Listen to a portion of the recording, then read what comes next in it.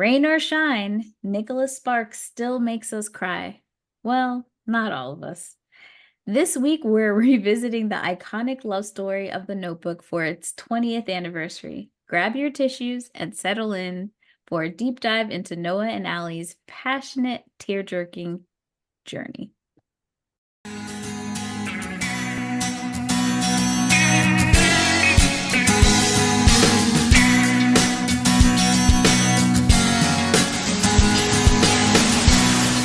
To the No More Late Fees podcast. I'm Jackie. And I'm Danielle, and we're just two best friends and ex-Blockbuster employees rewatching some of the best and worst movies from the late 90s and early 2000s. This week, we are talking about the 2004 romantic drama, The Notebook. It is finally here, Jackie. I'm not excited. But I am excited that we have our wonderful guest, Christina, who is joining us for this episode to kind of level out the playing field. Yes. Hi, Christina. Thank you so much. But before we dive in, let's get into some housekeeping. One day we'll get it right. If you love the podcast and you want to support us, here are a few ways you can. Did you know writing a review and or rating us helps us get more listeners? If you want to be featured and help us grow, head to Apple, Spotify, Podchasers, Good Pods, or your favorite podcast platform and leave us a review. Have you subscribed to our show yet on your favorite podcast platform? Make sure to hit the subscribe button so that you can get alerts when new episodes are live.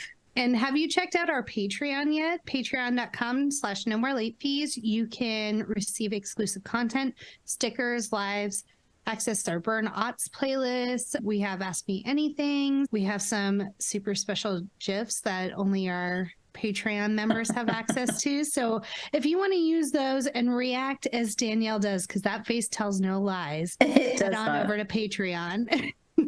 Well, let's get into The Notebook. Unless you were living under a rock, you must have been living under a rock if you didn't know about this movie. I'll just tell you a little bit about it. The Notebook is about a poor yet passionate young man, aka Ryan Gosling, who falls in love with a rich young woman, Rachel McAdams, giving her a sense of freedom, but they are soon separated because of their social differences. The movie stars Ryan Gosling, Rachel McAdams, James Garner, Gina Rowlands, James Marsden, Kevin Conley, Sam Shepard, and Joan Allen. The movie is directed by Nick Cassavetes. I hope I said that right. Written by Nicholas Sparks and Jan Sardi, and you can watch it on YouTube, Google, and Apple for $3.99 for rent. I do not know why this movie is not streaming for free somewhere. Luckily, we had it on our Apple account, but really, seriously, why is this not on a free streaming site? It's a great question. I rewatched it today and had to rent it. It's ridiculous. It's what it is. And I don't understand. Before we start, let's get into our ratings rewind. So you know the drill. Before we get into the movie, we'll reveal the rating our Y2K versions of ourselves would give.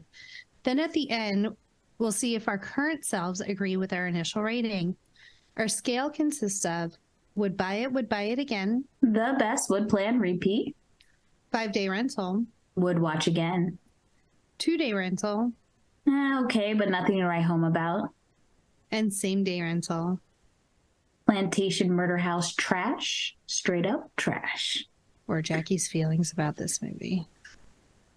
I would like to put a trigger warning on this episode that Jackie has coal in her heart, and The Notebook is something she's probably about to shit on. What? Oh, probably. There is 100% chance of shitting. I gotta hear this. 100% chance of cloudy days, y'all. All right, Christina, we're going to start with you. Okay. Your Y2K rating.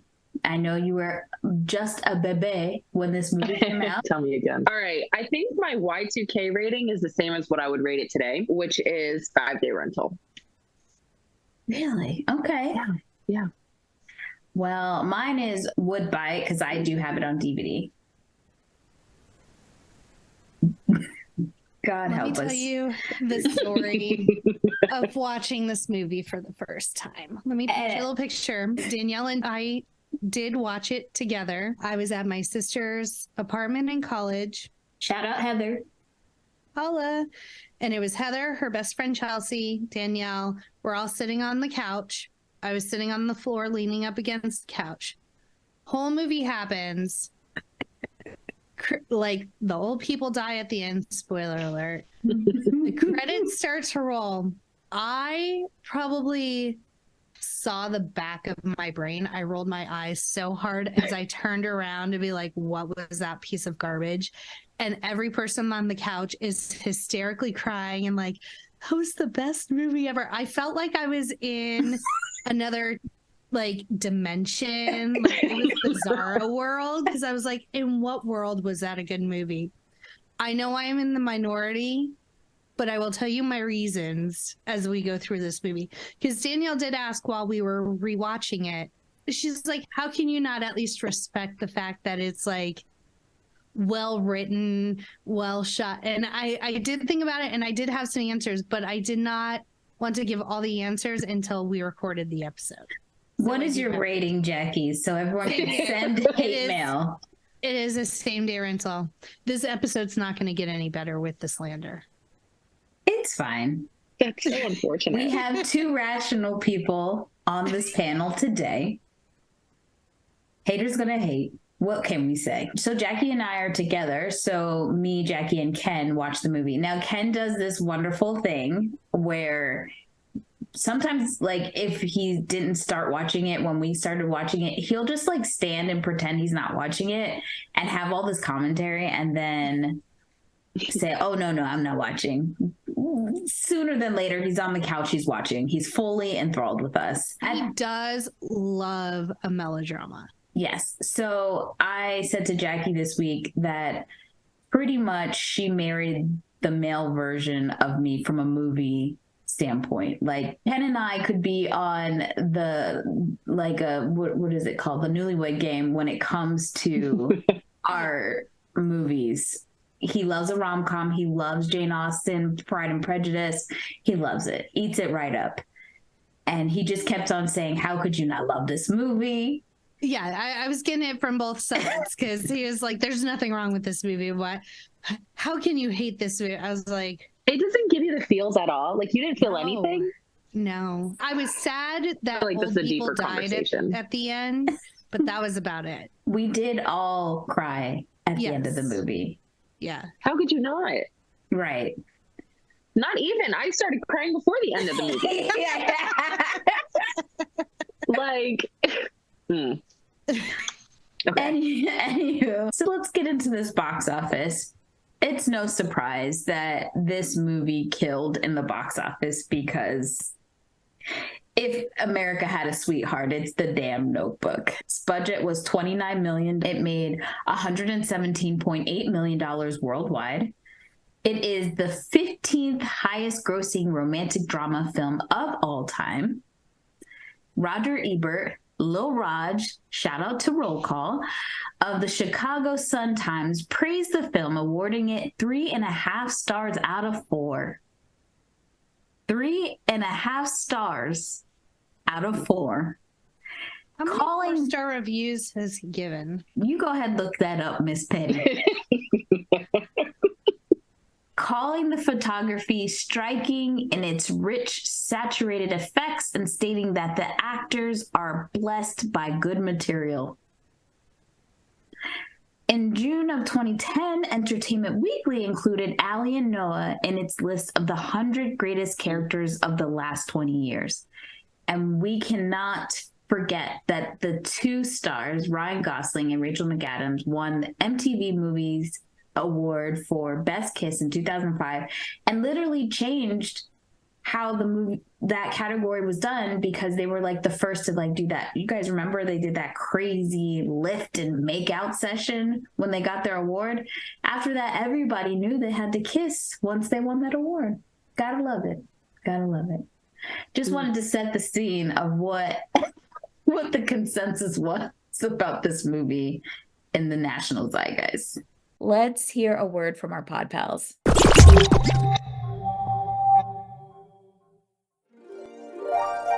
Hey Sam, do you love rom-coms? Absolutely not. They're the worst. What? Just kidding. They're my favorite thing in the whole world. Yeah, I love them too, but my love life has not turned out the way these movies say that it will. I guess put it that way. Well, which do you think came first? The rom-com or our weird ways of thinking about love and romance? Well, that's a real chicken or egg scenario, and it seems like something maybe someone should talk about. Maybe us, maybe in podcast form. Oh my God, you're so right. Each week on the Rom Complex, we pick a topic and then we chat about the romance movies that have affected our lives, for better or for worse. Mostly for worse. It's the Rom Complex with Shelby Sweeterman And Sam Frontera. Before we really start breaking down the movie, this movie did go back and forth through a lot of different hands. This has happened with a few movies we've done so far where we've seen like many different directors, many different actors were attached. So originally Jeremy Levin was hired to write the script, which caught the attention of Steven Spielberg in 1998. So this movie came out in 2004. So that kind of gives you a sense of like how long it was bouncing around. And Steven Spielberg wanted Tom Cruise as Noah Calhoun, question mark. I'm very glad that didn't happen. Yeah. It would have been out immediately. Jackie wouldn't have saw the movie if Tom Cruise wasn't in it. But unfortunately, due to Spielberg's commitment to other projects, that led Jim Sheridan to becoming attached to direct the following year in 99. But then it got pushed back because of rewrites. And then Sheridan backed out in 2000, and Martin Campbell entered negotiations to direct in 2001. And then it was finally, he was replaced by Nick Cassavetes in the year following. So yeah, tons of people touched that movie, and a lot of people were in the rankings for casting. So there was a nationwide search conducted to find the right actress to play Allie. Actresses who auditioned for the role included Jessica Biel, Britney Spears, Ashley Judd, Reese Witherspoon, and then Rachel McAdams was ultimately cast. Britney Spears? Yes. Could you imagine? So here, this is That's a mess, right? Where my heart gets very aflutter. So I don't know if I've ever said this on the show, but I was obsessed with the Mickey Mouse Club on Disney Channel. So when we moved to Florida from New York and I finally got the Disney Channel, your bitch was all about it. Okay. All day, every day. Kids Incorporated, Mickey Mouse Club. And I felt like I was being punished that I couldn't go to Buena Vista to go be in the audience and watch my favorite show. And then, like, when we got to high school, all the people that I watched on the Mickey Mouse Club when I was in elementary school blew the fuck up. We had NSYNC, we had JC, we had Justin Timberlake. Then Britney came out. We had Christina Aguilera. Ryan Gosling. Ryan Gosling was also on the Mickey Mouse Club. And when it happened, when that new cast came, it was Ryan Gosling, Christina Aguilera, Justin Timberlake, and Britney Spears, as well as 3 other castmates, Nate, Ryan, no, it's not Ryan, can't remember the other 2, Nikki, and another boy that I can't remember, but I'm damn good for remembering the other 2, I would say, because I am surprised by that with my memory. When they came on the show, like, I remember when that new cast came, and so the fact that Justin Timberlake and Britney Spears almost were in the running against Ryan, who lived with Justin Timberlake for a while when he was auditioning because he's from Canada. Yeah, they became good friends when they were on the Mickey Mouse Club, and Ryan's mom had Justin's mom take care of Ryan so that he can audition in the States. And so, yeah, they competed for this role, but I don't think that Justin would have had the chops for this movie at all. No. Who were what other girls did you say? Did you say Jessica Alba? Jessica Biel. So Jessica Biel. She actually auditioned when she was doing Texas Chainsaw Massacre. And so she literally had blood splatter on her auditioning for the role. That's funny. See, I liked her in that, but I can't imagine. I don't think I've ever seen her in a or like a romantic sort of role. She was in I'll Be Home for Christmas, and she was in Summer Catch with Freddie Prinze Jr. She's been in a few things. She was in Valentine's Day. Oh, right. Yeah. No, still don't think she would have been right. No, I don't. I really do think you needed the acting chops. Like, I could have saw a Reese Witherspoon in this. Like, this is right up her alley. She wouldn't have had to pretend with a Southern accent either. Have you ever seen Rachel McAdams' audition tape for this movie? No. Oh, it's good. Really? I mean, she was like, emotional, like on demand. There was no question. She went in there and like killed it. Which is crazy because she got the script literally a day before she went for her audition. I couldn't even imagine. Yeah. So, watching it, you're like, there's no other option. There was a bit of nepotism in this movie. Really? A little reverse. So Nick Cassavetes, the director, cast his mom as the older Allie. His mother is Gina Rollins. So I had no idea. I didn't know that either. But she was so cute. Like she was.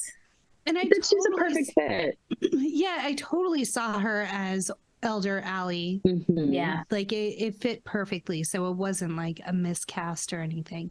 Yeah. It was just a happy happenstance that it all worked out that way. Yeah. But she was good in it. James Garner did not. Him and Ryan not in the slightest. I was just thinking the same thing. That was And it's funny because George Clooney was going to play Noah, and the older version was going to be Paul Newman, and I'm like, that wouldn't have looked right at all.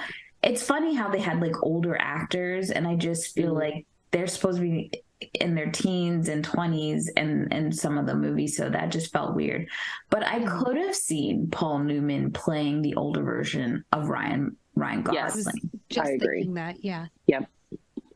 So when they did that photo album and they were showing like younger versions of Gina, and like they used their actual pictures, I was like, he looks the same age as Ryan, as Noah, when we last saw them together. What is happening? The same. Yeah, that was a mess for me. Weird. Like, I don't know why they didn't just like make them look older a little bit. I don't know. That always takes me out of the movie. Those pictures were not fabricated. That is Gina Rollins's like photo album, and then they just photoshopped young James Garner on her husband's face for all those photos. Oh wow, smart. Yeah, you could tell those were her actual pictures. That I could see, but yeah, her husband didn't look a little off to me. They were both banging in their day. I give it to them. Oh, she was banging for sure. Yeah. But my mom loved James Garner in some of those Western movies and stuff. He could get it too. Mm-hmm. I gotta Google young James Garner. Yeah. All right, Jackie, you ready? As I'll ever be. The movie opens. We are in what state are we in? South Carolina? I think so, yeah. Is that where we are? Okay. I'm guessing. Yeah, because they go to Charleston, right? Yeah. So the movie opens on a lake.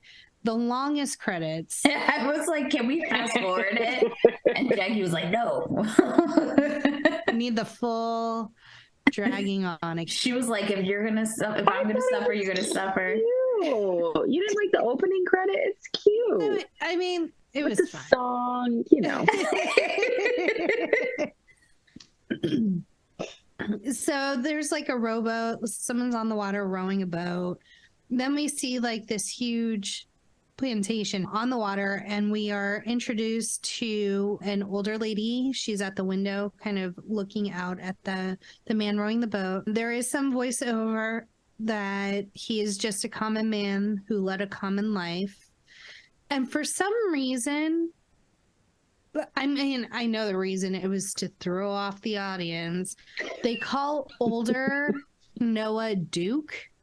Yeah. So Duke comes to read to this lady every day. You ain't never had a nickname, Jackie? I'm just saying. Like, That if it nickname was, well, and if it was like Finn had always called him Duke or something, like it could have been a real easy like throwaway line true. that most people would have missed anyway. Yeah. But then like some reason why he was called Duke. Yeah. True. Or like call him Cal, because at least that's part of his last name. True. Yeah. Like Yeah. something. So he walks in and he has his story he's gonna read to this lady. The nurses tell him it's not a good day. And then he begins telling her what you come to find out is the story of their lives. So it is June of 1940, and this movie is told in flashbacks, and then it'll come to present day here and there. So we see Allie is at a carnival with her friends. She's on the bumper cars, and Noah sees her and is immediately enamored.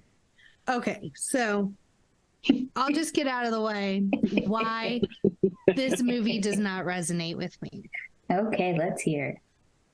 Noah proves himself over and over and over again to be a stand-up dude that is willing to do anything for her.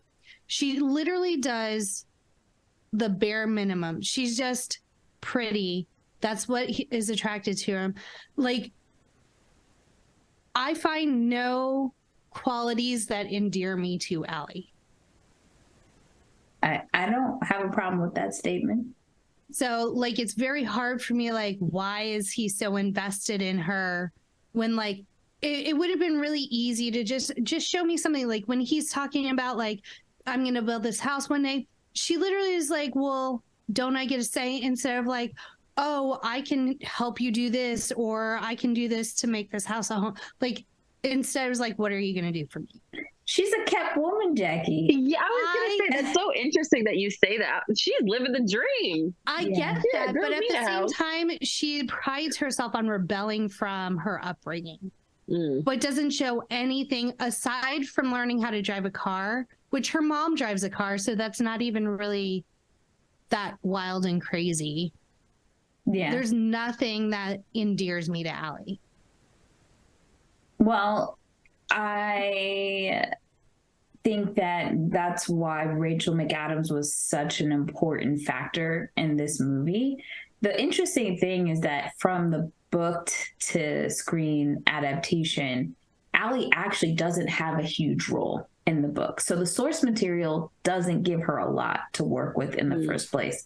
The entire book is from the perspective of Noah. But I think because of Rachel McAdams just being such a strong lead, they expanded her role. So that probably explains some of the gaps of why we're not really seeing much that makes us kind of like attached, or just to see what Noah sees about Allie. But it is kind of interesting because it is from a male perspective, so much so that the value, especially back then, of what a woman was good looks. If she came from a decent family, like, I think nowadays we actually, we look for more in partnerships. But he didn't even care about any of that. So, like, what attracted him to She was her? pretty. And we're That was talking, aside from we are being- talking initially, right? Not after No, they like start to throughout fall the in love. movie, like I didn't really feel like she was a 50-50 partner. Well, It I was think like him putting forth the effort 100% of the time. I won't say 100%, 90% of the time. I feel like that's usually the case though with like traditional courtships, right? You have like the man is attracted to the woman based on like physical attraction, and then you have commonalities between the two of you, but he's pursuing her. And then I think what's endearing about her is how much she loved him and didn't care about what her parents said, regardless of whether or not he was good for her. I think that's when I started to feel like a resonance with her and her character, because it's like, oh, okay, I've been in that, you know. My parents hated all my boyfriends too. I also think that he actually does list in the movie, like he talks about the relationship, but why it works. And he said it a few times in the movie that she really challenged him. You know, like, I think if he didn't meet Allie, he would have, like he said, he would have been a common man, a regular man, done just the bare minimum. He didn't aspire to much or whatever, but because of her background and who she was as a person, I think that really pushed him to go way outside of his peer view of what he was used to. And the way his friends described him, it didn't seem like that was his personality to, like, they said whatever he wants, he does go after it pretty hard.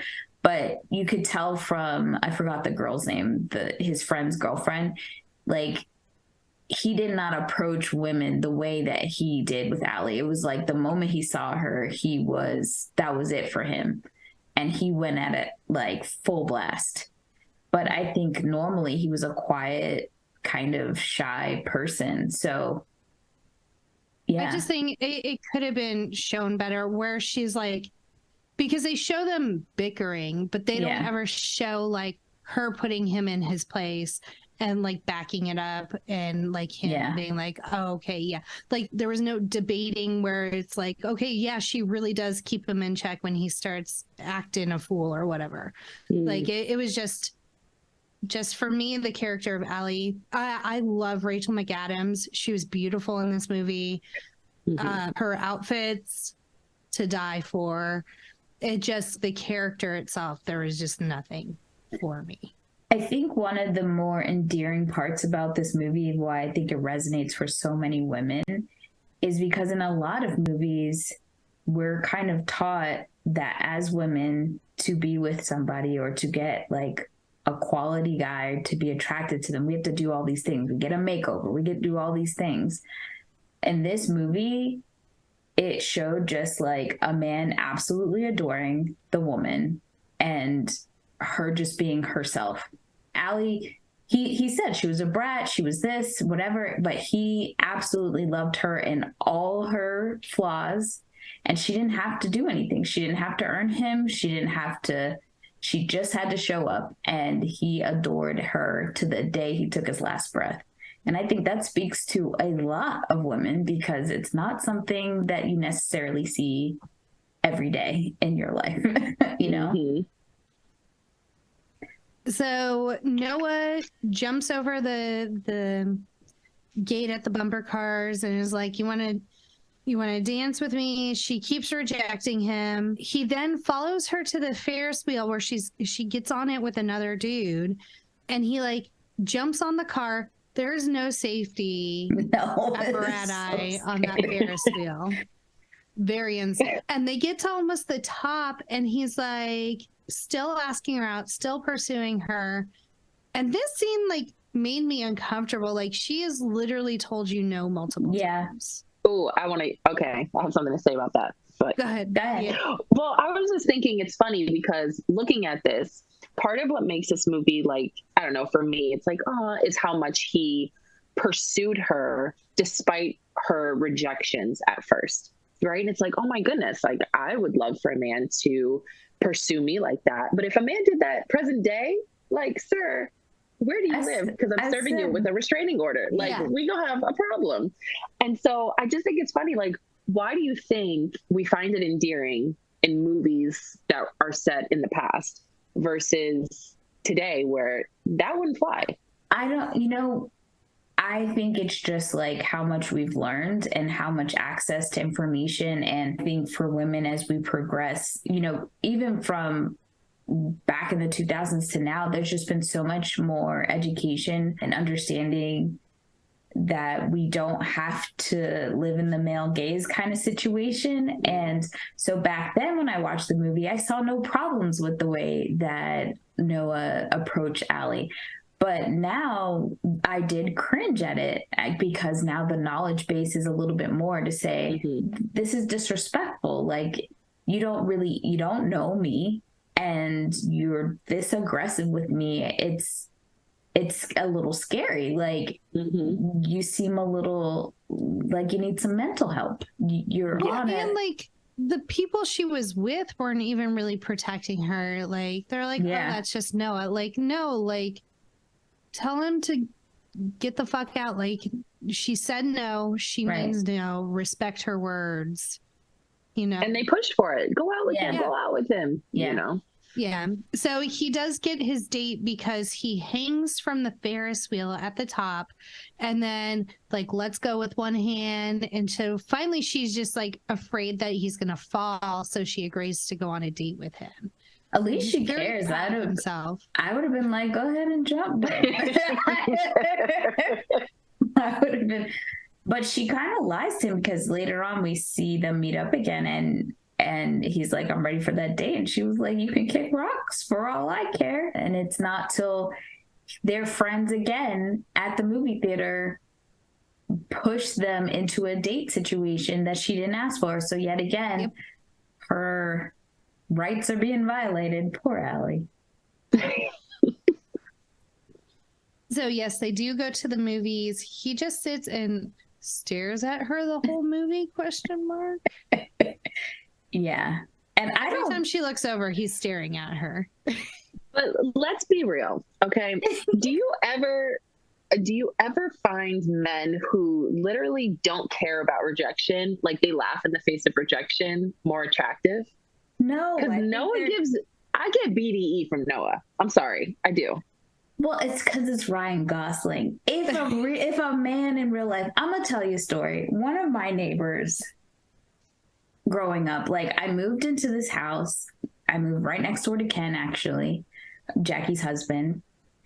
And when I got there, there's a bunch of kids in the neighborhood. And there was this kid, the moment he saw me, that was it for him. And the insanity that came, he did not listen to me saying, I am not interested. He thought putting a dead frog in my mailbox was like something endearing. Yes. We went to the same high school. He was a little bit younger than me. We had a fire drill. I was with the guy I liked. He came up and tried to carry me out of the building, like things that you would see in the movies he was trying to do. And after a while, I had to like really cuss him out so that he can like get in his head that I was not interested. And I was starting to get scared because it was just so much. He told me when he saw me, I walked in slow motion. That's great for you. But not for me. If he looked like Ryan Gosling. Okay, touche. That's fair.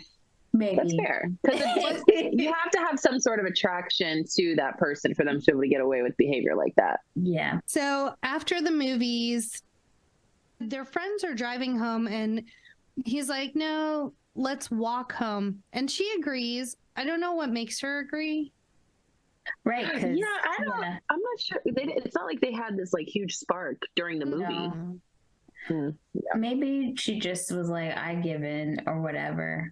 But I really did feel bad for Rachel McAdams in the scene because I always say, like, if you can see the air, like I don't know what you call it. Yeah, their breath. It was so cold that you could see their breath. And so, like, here's Ryan Gosling with like a flannel jacket and like pants, and he's warm, and Allie has this like little cardigan and a thin ass dress, and I'm like, this is so not fair that she's having to endure this cold ass air. That. Yeah, that's a good observation. Her dresses were, like you said, Jackie, like her outfits were on point, gorgeous. Yeah, she looked great the entire movie.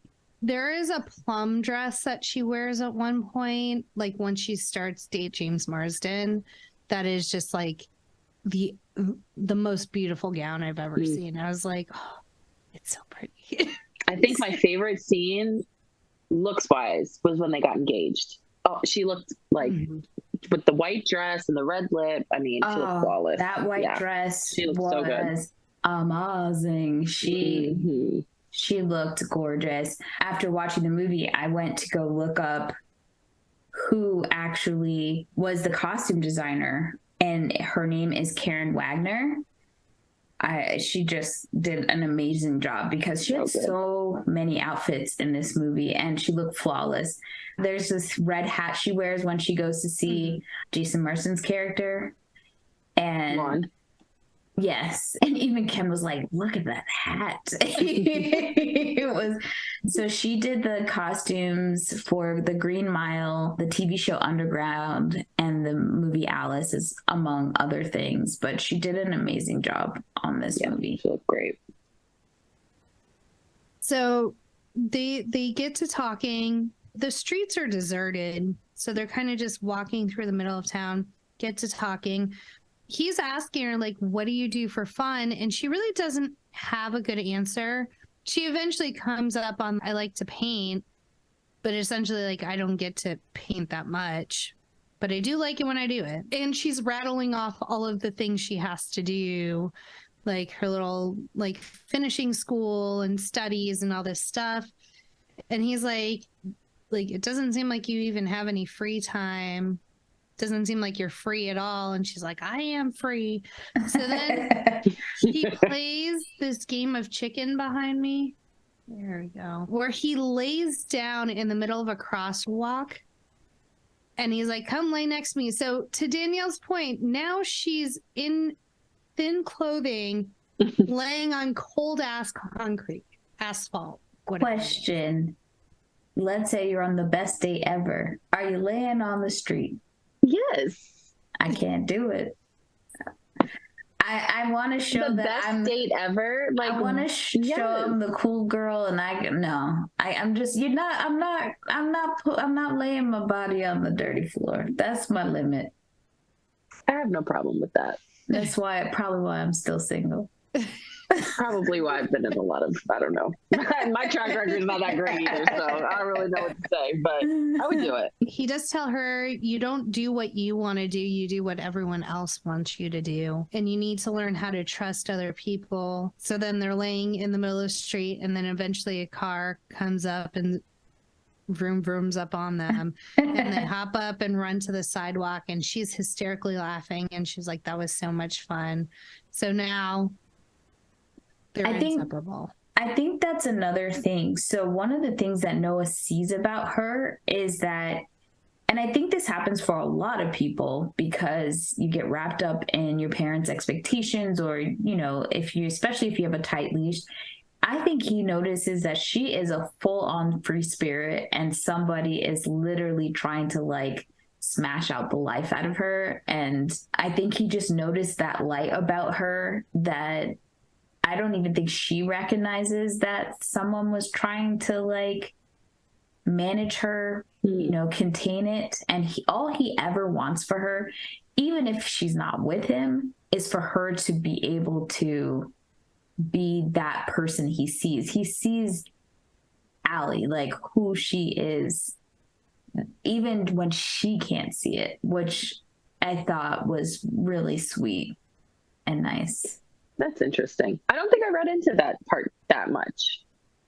It kind of was like, I took it for, like, face value. It was like, she's like, oh, I have, this class and this thing, and I play piano and I do this. And he's like, okay, you don't sound, like, passionate about any of those. They just sound like a to-do list.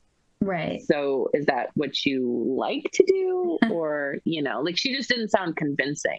Yeah, and I think that's why he tries to push her to, like, do some fun stuff. But that moment where she kind of breaks and you see her laugh like that, that's the real Allie. That is who he already saw before. And it's like, he's like, yes, I knew she was in there. Yeah. Isn't that what we all want, though? Someone to just, like, Yeah. He just almost see had through to us. Run over to I think it's romantic. I love it. Run me over, Daddy. Right?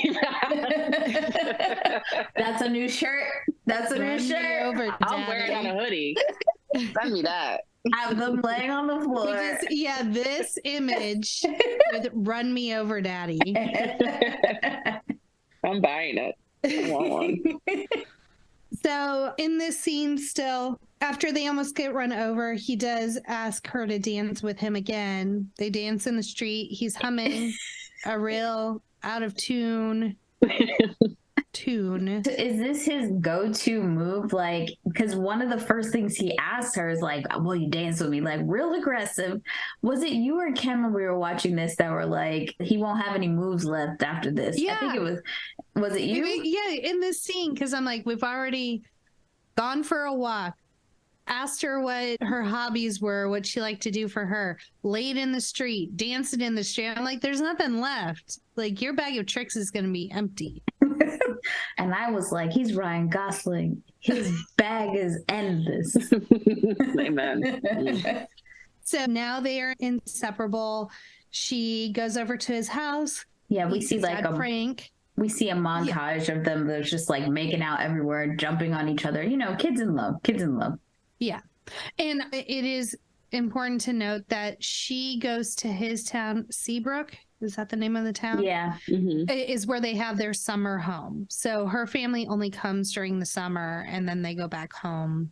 I think it's Charleston. So when she goes to their house, Noah is sitting on the porch with his dad, Frank, and he's reading his dad poetry, Walt Whitman. And his dad tells her, like, he's done this ever since he was little. He had a stutter. And so this is kind of how he was able to practice speaking without stuttering. She brings them a painting because she has now started painting again on Noah's encouragement. And then the dad's like, let's go have breakfast. It's just it's late o'clock. And he's like, it's never a bad time for breakfast. It really isn't. I love me some IHOP at any time of the day.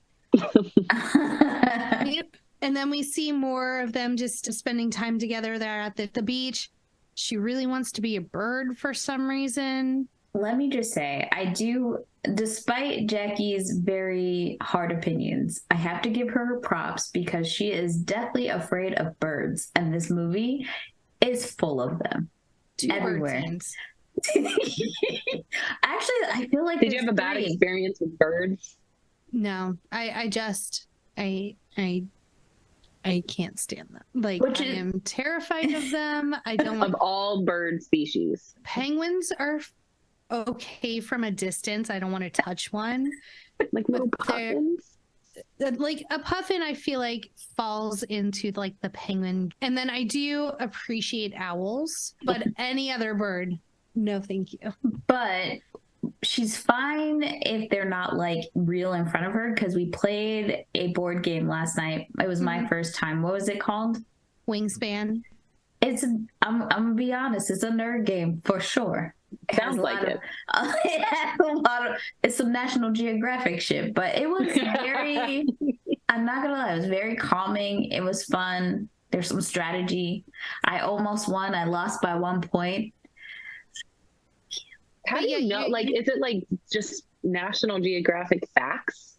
There's facts on the birds, but like it's not like that. It's just like all birds. That's why it's called Wingspan. It's all birds. Yeah. So essentially, you just collect birds and then you like hatch them on your board, and they get you points and stuff like that. Just hearing it said out loud. I know. Sounds like a real hoot.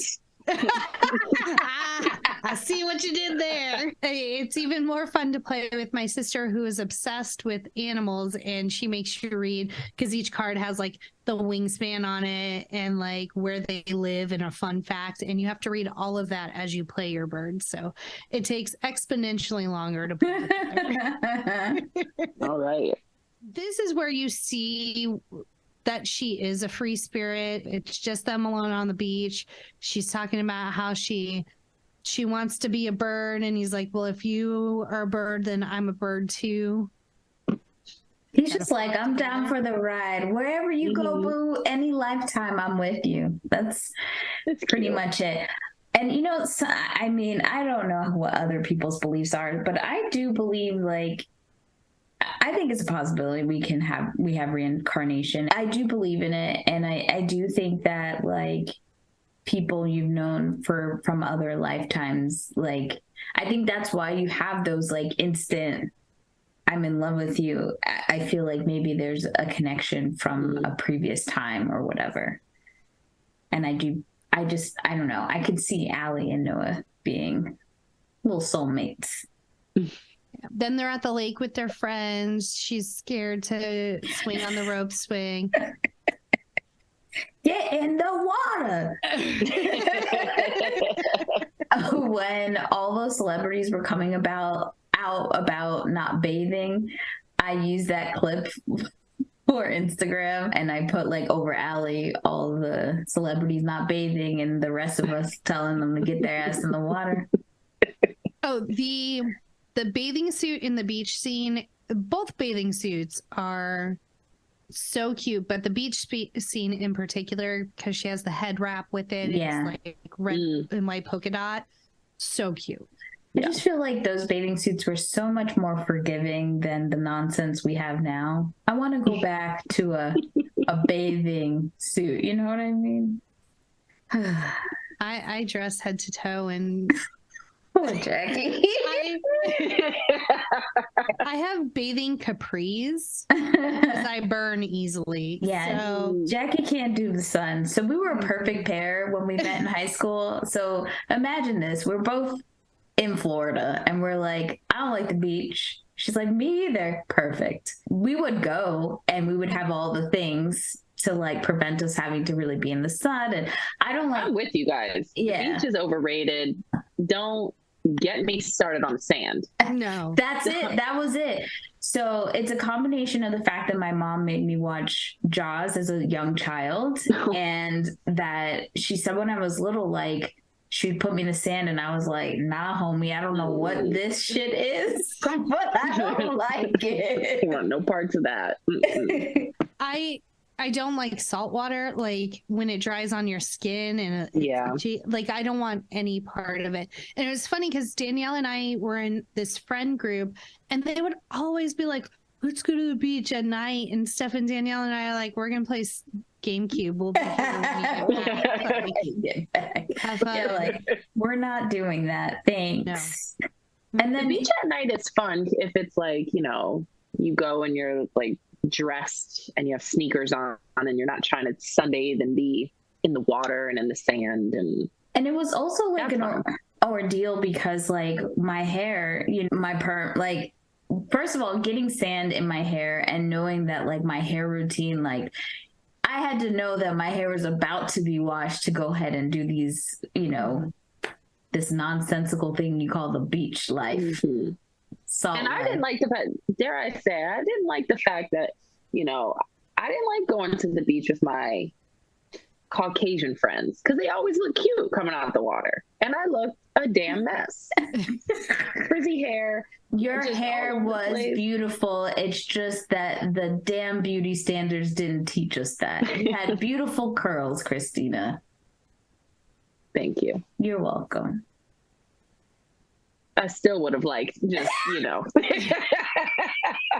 Because to me, I honestly, every person that comes out of the water looks like a fucking wet dog. Nobody looks beautiful coming out of that. I was gonna say my hair, like half of it is plastered to my face.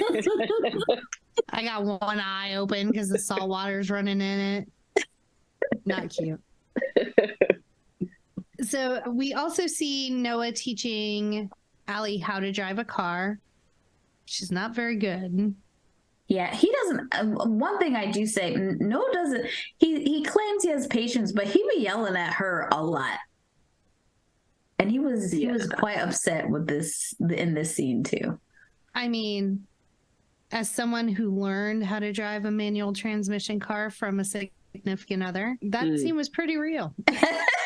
That seems like a recipe for disaster, honestly.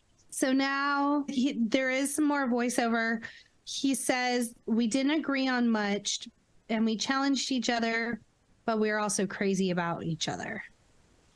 Is this the next scene when they go to her parents' house for dinner? No, this is just prior to that scene. This is when he's dropping her off and it's late. So daddy says, bring him for dinner bring him.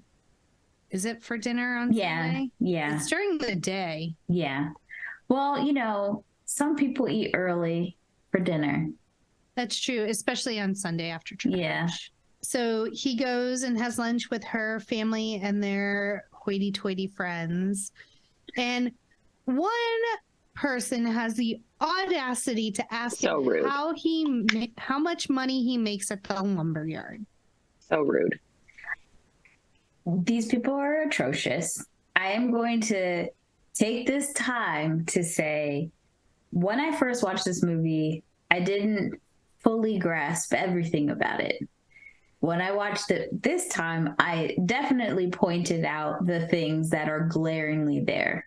So I understand that this movie is a Southern white drama. But the thing about this movie, it's not like they just had white people in it. They did a thing where there are a ton of Black people in this movie as props. They're not even like real. There's a lot of caricatures. There's some mammy caricatures in some of these characters, all the way into when they're at the nursing home in present day. And the Black characters are just in the background, which obviously it tells a lot. It tells how these types of people did feel about Black people in general. They're the help. They're the help, quote unquote. But they do show the dichotomy between how Allie's family treats Black people and how Noah and his dad treats Black people. Because Noah and his dad are not just having Black people around serving them, they are in community with them. They're playing music with them. Now, you don't get a bunch of people with actual speaking roles. There is no real Black character, I will say that, but you can see the difference. And it is a true telling of people in this area, in the South. And I did point out to Jackie and Ken in one of the scenes, you can see Allie clearly lives on a plantation, or maybe, and the house that Noah builds up is a plantation. But on Allie's property, you can clearly see the plantation houses outside of the gate. You can see them all lined up, which it still blows my mind. Like, from a historical standpoint, I understand it still exists, but like it just to see it in this movie, it just like no problem. It did cause some discourse in my heart. Really though, because I just feel like it's true to the time. Like it's true to the time, but this movie just like, this is one of the reasons, like a movie like this is one of the reasons why we, even to this day, like we have Ryan Reynolds and Blake Lively getting married on a plantation, why these people still have these fantasies of living on the plantation. So it's just like, you're taking what you want from the historical sense of it. Yes, it's beautiful, but to know the bloodshed, the horrific things, like I could not feel comfortable just parading around there knowing the atrocities that happened. I get that. Yeah. So they have the weird dinner with the family. The mom is very devious in the way she handles the situation. She does not want Allie dating Noah, but she doesn't say it flat out. She doesn't try at first to be like, you can't see him anymore. And the dad is very much like, it's summer love, it's fine. And she's like, it's not fine. So then she mentions that Allie has been accepted to Sarah Lawrence in New York. And he's kind of like, I want what's best for you. So if Sarah Lawrence is what's best for you, then that's what you should do. Like, he's not fazed by the mom saying this at this time. So, but like the mom is plotting behind the scenes. I just feel like no one can play an uppity rich woman or even give competition as an uppity rich woman like Joan Allen can. That she stay in that rich uppity bag in her career 100%. I love that about her. She plays it well. She does. I mean, that role was meant for her. I believe her. Yeah. And after this is when Allie comes to his house, and obviously their making out has progressed more. Like, they're at a point where, okay, we can't just keep making out anymore kind of thing. And so Noah's like, let me take you somewhere. And I said this when we were watching it, but it reminded me of the movie Teen Witch. I was like, so is this a thing where we take the girls that we like to really messed up murder houses to try to like get it on? Location. It is a second location. And this is where Noah takes Allie to the plantation house. Now, what I do like is that Noah had it in his mind. He's always been in love with this house before he even met Allie. So it was always something that he wanted to do, was to get enough money to buy it and fix it up. But now Allie has inserted herself to say, I'm a part of this dream. This is going to be my house too. And, you know, I like it. Yes. So he's kind of explaining his ideas for the house. Allie says it needs to be painted white with blue shutters, and then discusses a porch that wraps around the whole. Yes. So that she can drink tea and look at the water. Yes. So they're just going back and forth. She notices an old piano, so she sits down, starts playing the piano. There's more making out. And then she's like, make love to me, Noah. It's very, paint me like your French model, Jack. I did think a lot about Titanic when I was watching this movie. Really? Yeah, I just feel like the storyline is, you know, you get the rich girl, you get the poor guy, they fall in love, they shouldn't, you know, it's like same storyline. Same character, different fonts. If I had gotten Rose's spunky spirit in Allie, then I maybe would have liked this movie better. But wait, okay, so time out. What about Rose? I mean, she was a little bit more, okay, I get spunky. She was elitist. She was elitist. I mean, in the beginning, she was very rude to Jack, but eventually she does. I do think so was Allie. Yeah, you do get to see, I think, more of Rose's personality. Yeah, like she went and got that axe for her man. She was like doing things. She was helping people on the ship, like as much as she could. She was spitting in Billy Zane's face. Like she was doing things. Yeah, she was paint me like your French women. She didn't want the necklace. Like Allie was giving privileged white girl the whole movie, and then giving. I mean, she's giving kept queen. Is what I got. And then a lot of rich white woman tears when he was like, "Bitch, what the fuck do you want?" Yes. Now is the most awkward undressing scene, maybe of all time? Question mark. Oh. So he lays a blanket on the floor. They stand on opposite sides of the blanket. And it's like, hey, I'm going to take my pants off. Okay, I'm going to take my bra off. Like, they just take turns taking articles of clothing off until they're both naked, just staring at one another. Yeah. But they were teenagers. They never did that before. But, like, why so far? Why not come to the middle of the blanket and just undress each other? Or it was like fucking show and tell. Is this a health class? What's happening right now? You tell me what y'all first time was like. How about we talk about that? Okay. I was on a twin bed. No, let me stop. It wasn't like, come on. You don't stand across from each other and just... It was just a little awkward. He had to. It's a little drama. You know, they're trying to like reinforce the fact that they don't know what they're doing. Yeah. I don't believe for a second that Noah didn't know what he was doing. Yeah, no one knew what he was doing. I just felt like this was a chance for him to be a little sexy. I think if he had like slowly taken her clothes off, kissed her here and there, it would have made her less giggly and in her head. She had so much time to think because of this health class.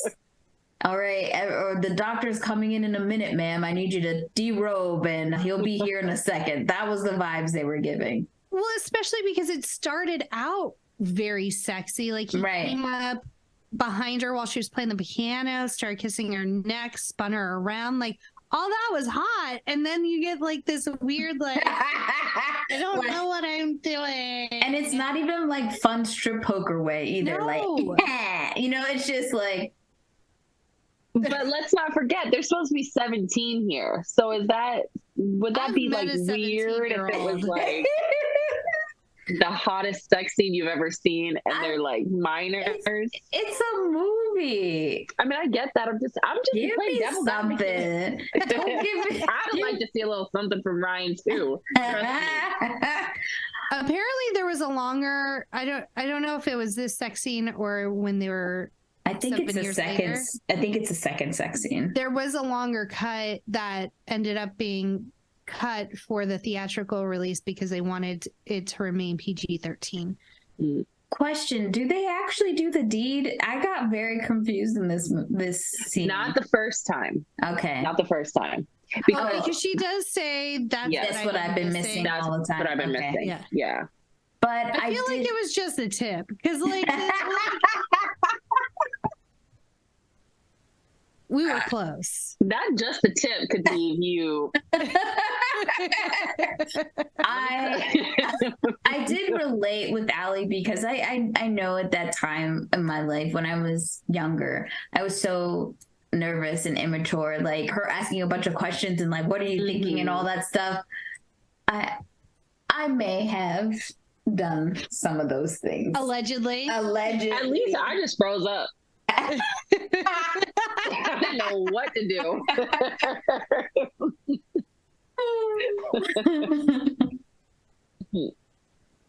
So they're trying to get it in, literally. And then Finn comes running in saying, yo, it's like 2:00 in the morning. Allie's parents are looking for you. They have Popo looking for you. Y'all in trouble. So they like quickly hurry up and head out to get back to Allie's house. And this is when Allie's mom is just like giving Allie the business. This is the first time you kind of see the dad be a little stern because Noah's like, this is not her fault. And he's just like, have a seat, you know. And the mom's like, he's trash. He's trash. And I was like, wow, this is fucked up. Like, the man could hear you. And after a while, Noah's like, I'm not going to sit here and listen to these people talk shit about me. Allie pretty much tells her mom to go fuck herself and that she's in love with Noah. They're going to be together and that, you know, what the fuck do you guys know, you married adults? You don't know nothing about love. You don't even laugh. You don't touch. You don't do anything. And she's like, but really, that was kind of real though. Yeah, it was. She really called out her parents. I was like, goddamn, Allie. And then Noah has left at this point. He's taken his dignity out the door and she like runs up to him and is trying to like say, fuck him, we'll be together. And he's just putting things together. Like, this is really hard. She's going to be going to New York to go to college. There's too many hurdles. And I think his pride and his feelings are hurt, but also I think he's trying to do what's best for Allie because I think he just thinks she deserves the world and he doesn't think that he measures up, you know? But they fight all the fucking time. So he think, you know, they both leave this situation thinking that it's a fight. She does break up with him. They're both firecrackers. I don't know what their zodiac signs are.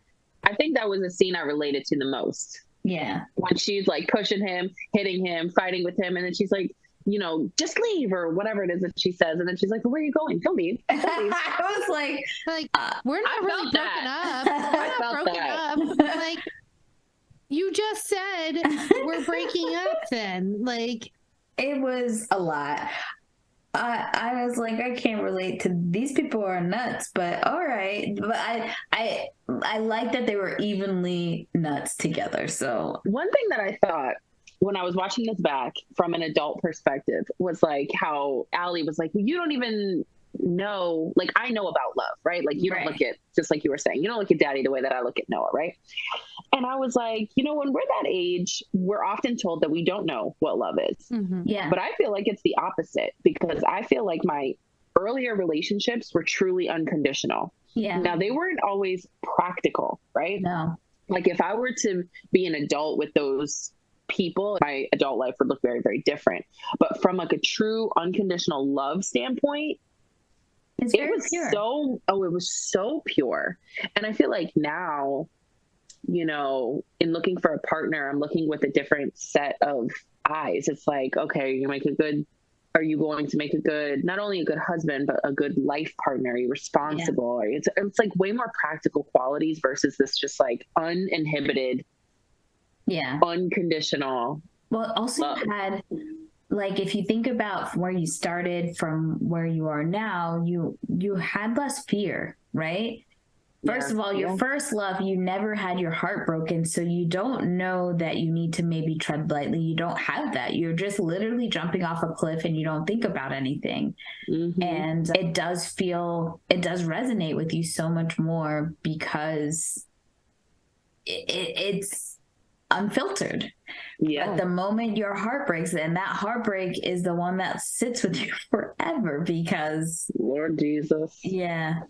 But yeah, you're right. I agree. Like, and we see that with Allie's mom later on when she kind of finally gives insight to Allie, like, this, I know what you went through because this is the same situation that happened to me. And I made a practical choice. And we also do have to take a step back and look at the time frame. You know, women have way more freedom financially now than we did ever.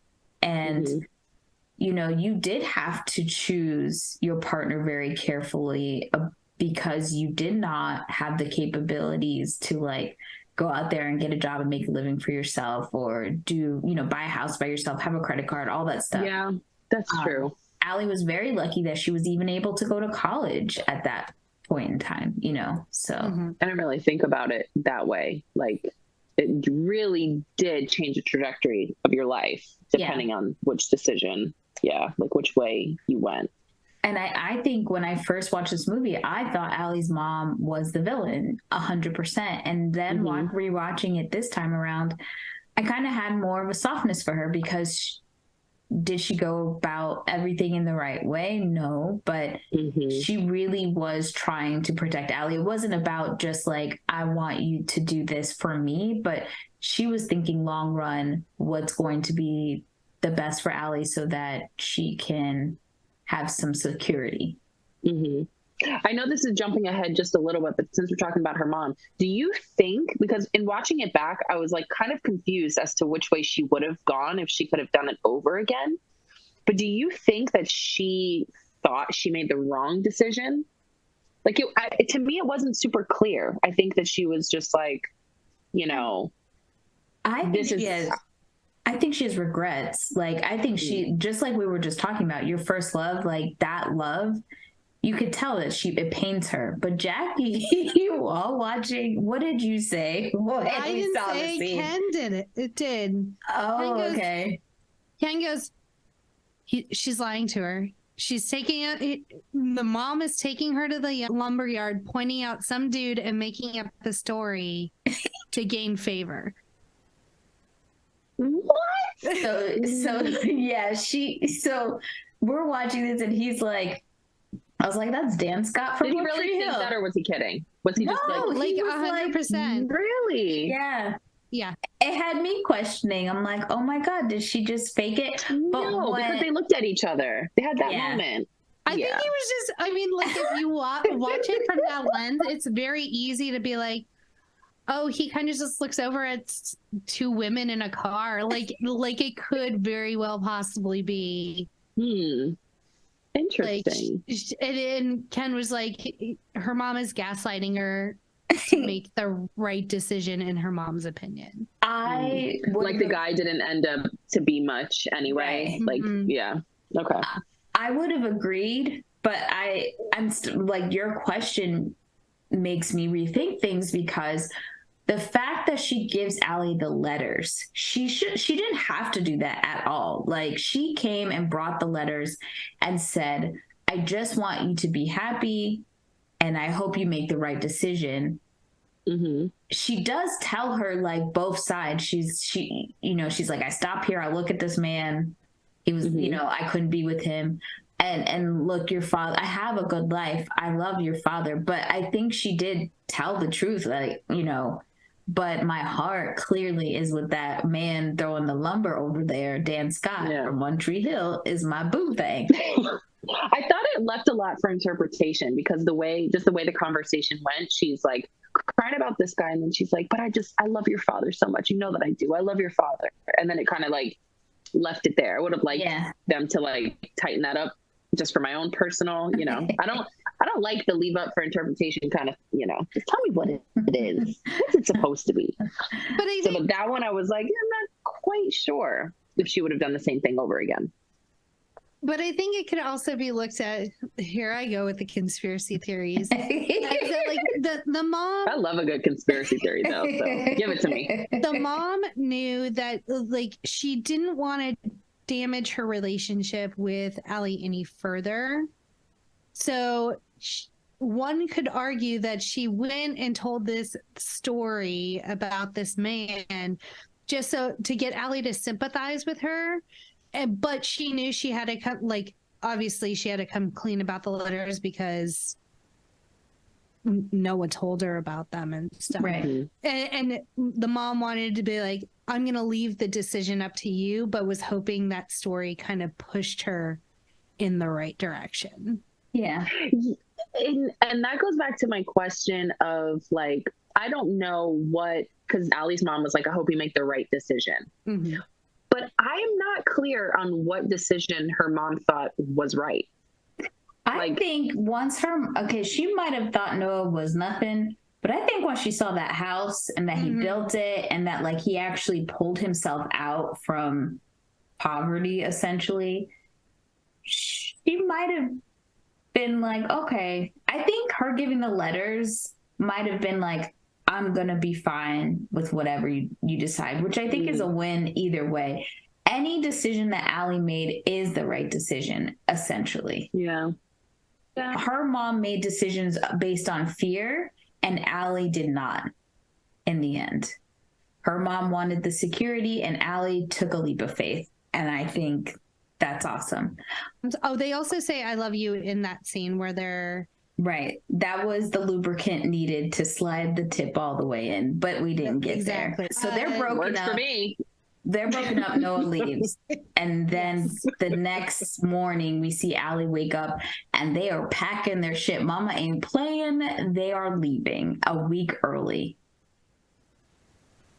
Yeah. And so she rides as fast as she can her little bike to the lumberyard and she's like, where is Noah?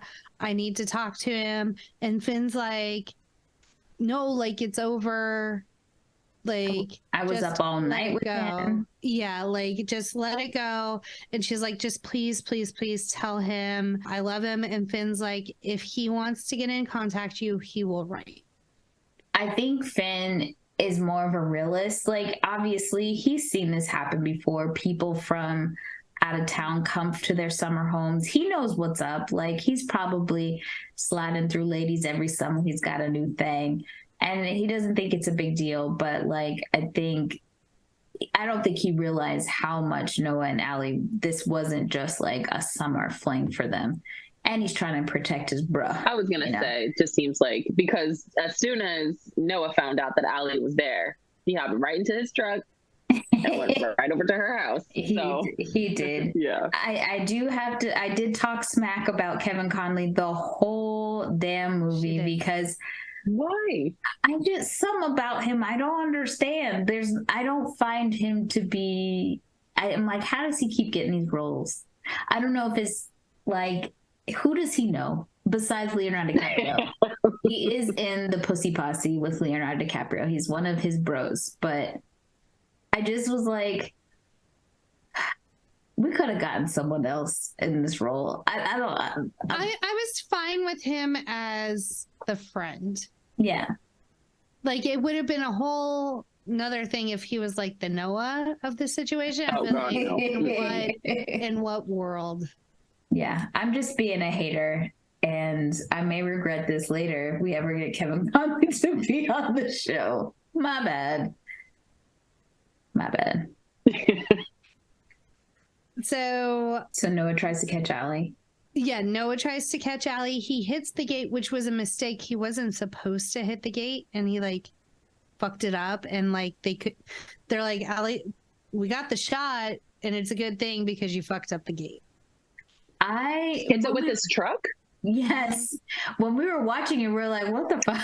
Like, when was that? We're like, he wasn't. I know when Allie ran into the gate when she came back, and she ran into his gate after she visited the house, but I don't. It's like they had a big wrought iron gate around the summer house, and that's what he hit. Oh, on accident. that's funny. I love hearing about those. And then we see kind of a montage of Noah writing to Allie. Mom checks the mail, gets the letter. We know it's not going to get to Allie. And there's more voiceover. He wrote 1 letter a day for a year. They all went unanswered. And after a year, he wrote a farewell letter to get on with his life. He and Finn moved to Atlanta. And then they are drafted into World War II. Thumbs the brakes, man. And we see them on the front lines of World War II. Finn gets shot and killed. So obviously Noah is dealing with a lot when he is discharged from the army and comes back home. Allie is in her 3rd year of law school. I don't know where I made that up. I was just going to say, like, I didn't know that she was in law school. She was not. She was in husband school. No, Sarah Lawrence was in all-girl school. So yeah. So Allie's in 3rd year of college and volunteered to be a nurse's aide for the soldiers coming back from war. We meet this soldier that is completely head to toe in a cast. Like, she's helping him sit up, and he's just like, let's go on a date. She's like, yeah, okay.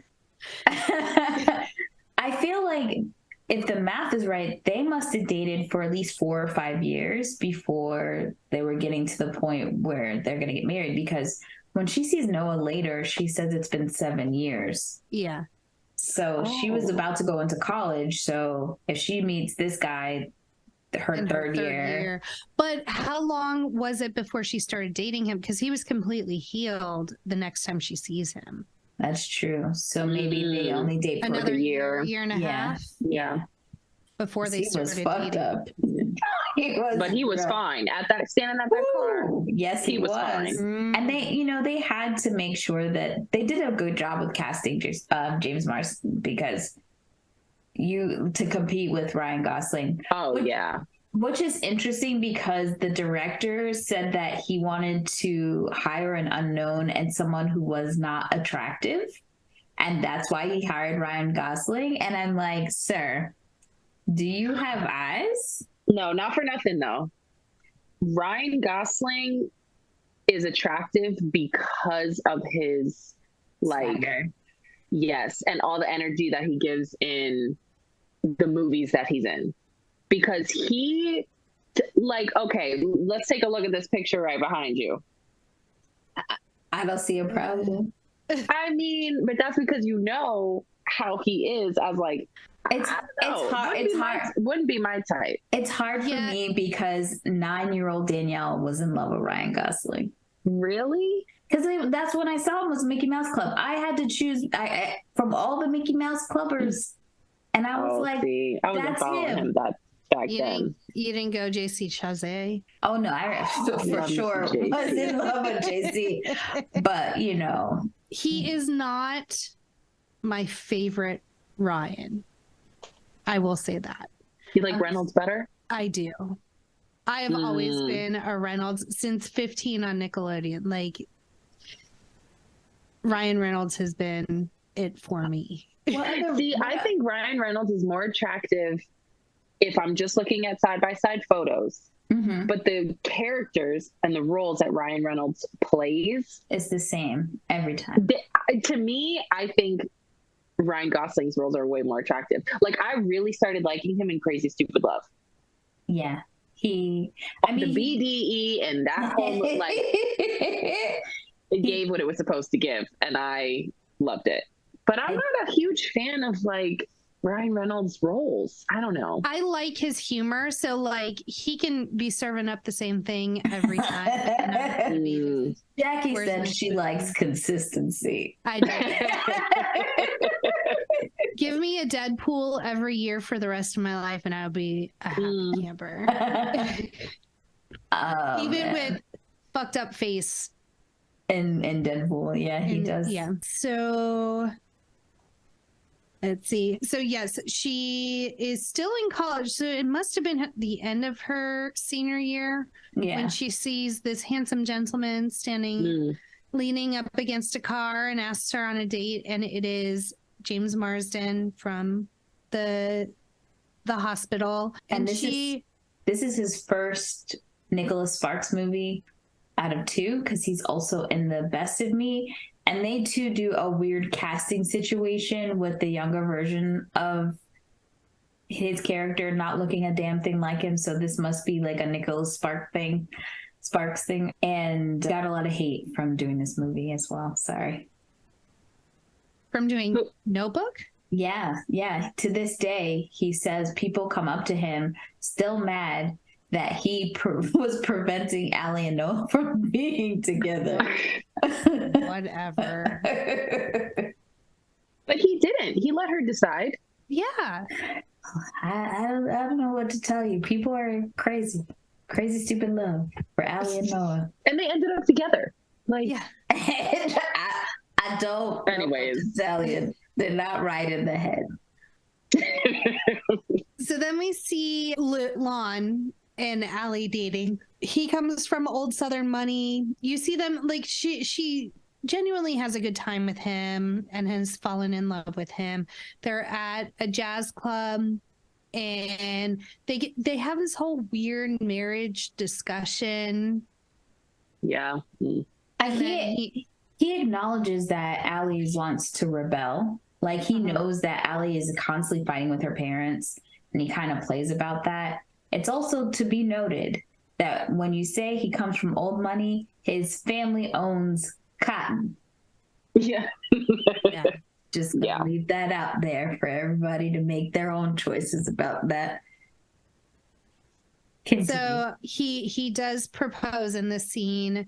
Mama is so excited.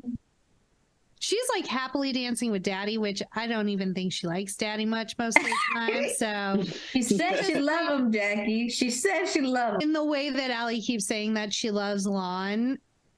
I think she really does love Lon. She doesn't think that too. Noah. She doesn't think Noah's an option, and so I think she starts to let it go.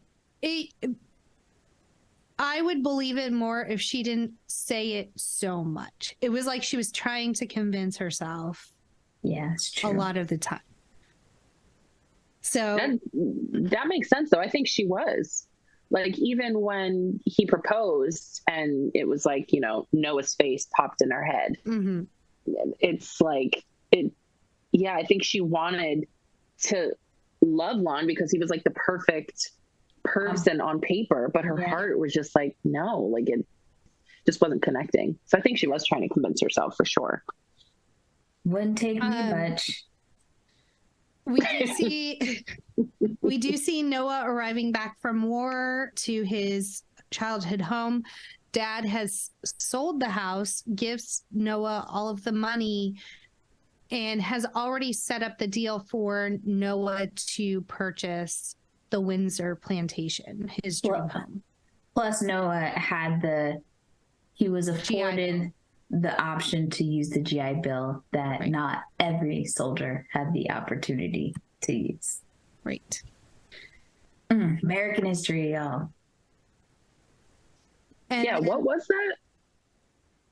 The GI Bill was something that was offered to kind of make it a little bit easier to purchase homes for all of these war vets that came back. It essentially like, money and different opportunities, and not everybody was able to get that. If you just know what I mean. Mm-hmm. So he took a look at the house and he only saw one thing, Allie. That was via voiceover. So Noah has to go into Charleston to get his final house plans approved. While he's on the bus, he sees Allie walking down the street. He jumps out of a moving vehicle to go see her. And then he sees her. He is full on just staring into a restaurant as Allie meets Lon for lunch, and they're like kissing and stuff. And it's a knife to the gut. Yeah, killer. And so then he becomes a self-proclaimed man obsessed because he keeps thinking if he restores the house, Allie would come back to him. He's not wrong. I think it was a great plan. In the process of building the house, not the process, but like in the time frame of Noah rebuilding the house, his father passes away. And so now the house is all he has. Like he doesn't have anything else to kind of fill his days. And then I wrote Beardy because then he gets to be looking like behind Danielle. And then when it's finally done, it's the White House with blue shutters, just as Allie had asked. He has a photographer come, and I guess he's written up in the paper because this is, I'm assuming, like a historical house in the area that he's put a lot of hard work into restoring. He puts it up for sale, but then like scares off any person that attempts to buy it. Yeah. They make a mention that he was even feeling like he would burn it, which I think they added that in because Ryan Gosling said that he wanted to actually have Noah burn the house down. Interesting take. That is, because then where would... Right. They did not Where would agree. they bone? Yeah, like where would the rest of the movie take place? But okay. I just said what he was feeling. Not really sure where it just Where he's going with that. Yeah, but we were talking about like that he goes method in his movies, Ryan Gosling. So I think he just very much was feeling Noah's angst and whatnot. Mm-hmm. And he was going mad, so I could see him burning it down. It just didn't seem very practical to where the movie was going. So yeah, thank God they didn't do that. Mm-hmm. So the next scene is Allie trying on her wedding dress. They show her the write-up of her engagement and upcoming wedding in the paper, how it's going to be the talk of the town and everyone's going to be there. And she flips the newspaper over and it's the picture behind Danielle of Noah standing in front of the Windsor plantation. And she faints so hard. Ain't that some shit, ladies? Every time your life is going well, here comes that motherfucker that you weren't every anymore. Single time. Every time. It's guaranteed. It's the only way I know that my life is going the right trajectory. The minute my inbox is flooded by ex-boyfriends, I know I'm taking the Lord's path. I love the scene after this where she just has the article and like a glass of some sort of liquor and she's in the bathtub wearing her veil, just contemplating her life choices. That dress was beautiful though. It was. Like, it was gorgeous. I do have to give it to Old White Money. They do have beautiful things. She shows up at Lon's work and proclaims, "I don't paint anymore." And he's like, I'll buy you paints. Like, is that what you want? Why are you here? I'll get you that color by numbers, no problemo. Exactly. And then she's like, I gotta go out of town. I gotta go to Seabrook and clear my head. And he's like, are you okay? Like, are we okay? Like, Lon knows something is not quite right. Right. But he trusts her. And so he's like, okay, if you need to go away for the weekend, go away for the weekend. Dumb move. He does ask, should I be worried? Yes, you should, Lon. I would say that Jason Marsden is Mr. Lose Your Girl. He loses Allie in this movie. Essentially, he kept playing back and forth with Jean Grey in the X-Men movies. Enchanted, he loses. I mean, he gains a different girl, but he loses his girl. I'm trying to think. I feel like he's been in multiple movies where he is not the one the girl picks, and I don't understand it. I mean, he gets the girl in 27 dresses, so it's fine. Barely. The way she mistreated him in that movie. But yes, you're right. I do really like that movie. I think he's like this perfect, like Prince Charming. I don't know. Like it's so cliche for every girl to like want to choose him. So he's like such an easy like person to put in the roles of like girls that are like, I'm going to go this way to the unassuming underdog. He feels relatable. Like he feels he's beautiful. He's a beautiful man. And I think for a long time, he said it kind of hindered his career a little bit because it was almost as if he was too handsome in a lot of ways. But he comes off as such like an everyman. Like he's very unassuming in all of his roles. There isn't like a whole lot of arrogance or anything to him. And I think he had to do that on purpose because he was having so much pushback with, you know, they keep trying to service up these ugly men anyways so that people feel like relatable. Only men can feel relatable. So Allie shows up at the Windsor plantation. She hits the fence.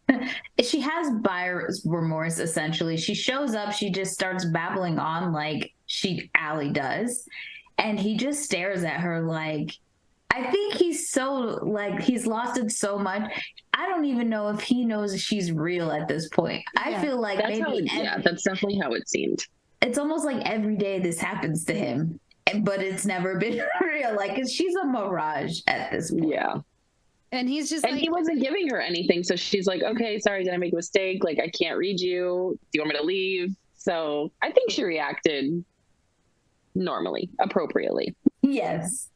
And then eventually he's like, do you just want to come inside? And she's like, oh, okay. Then we flash to the present, and older Allie is like, it's a good story. I want to hear more type thing. The doctor needs to see Duke. He's had 2 heart attacks in the past 18 months. And so the doctor's checking him out. And the doctor's like, I don't know why you come here every day. Like she has a degenerative disease. Like, she's eventually not going to remember anything. And he's like, but sometimes she does. And then they hear her playing the piano. He's like, I forgot to turn the page for her. And he's like, oh, the doctor's like, oh, well, it sounds like she got it. And he's like, no, she's playing that from memory. So kind of calling the doctor on some of his negative attitudes towards doing this repetitiously to jog her memories. I just feel like they should have gotten way more respect than they did, because clearly the house that is their nursing home is the house that he built. So much so, yeah, it is the same Wait house. A second. That's the house with the shutters? Yes, it is. It is the same house. As many times as I've seen that movie, I never caught on to that. I was like, is that it was the first time I was like, oh wow. But the brick in the front of the house, I believe Noah, once he found out his wife had this disease, I believe that he turned the house into a nursing home facility so that Allie would be in a place that she could remember. Yeah. Right. He might have had a different house where the family actually lived after that, because we don't know what age Allie was. Go ahead. Because now that I'm thinking about it, because the same nurse that's taking care of them throughout the whole movie was the same ones that found them at the end, but they were in like a hospital. Yeah, I think he made it into a legit thing. There's other people there. He knew she needed care, but like, I don't know if he donated it or what, but that is the same house. Wow. It's the same lake, the birds, all of it. Wow. And I did notice the wide shot that they did of the house, like every time they kind of like transition back and forth between past and present day, but I just never put those two together. Damn, that's a good one.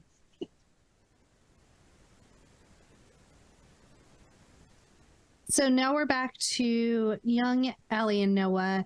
They're talking about their lives. Allie's telling him about Lou. We come to find out later, he obviously tells her about the widow that he's been banging. Are we ready to talk about it? That poor thing. Let's talk about Martha. Every time I liked Martha. I I felt for Martha. Yeah, no, I don't got, like, Martha was very disrespected, let's be honest. Oh. So we did talk about it when we were watching the movie that, like, I do feel for Martha. The disrespect was out of control, but she is a widow, and I think... Hold on, time out. Why did you feel like she was so disrespected? I think just the way Noah treated her wasn't great. Like, if you can't be with the love of your life and you're going to, like, he's like, I have nothing to give, then you should not be fucking around with someone.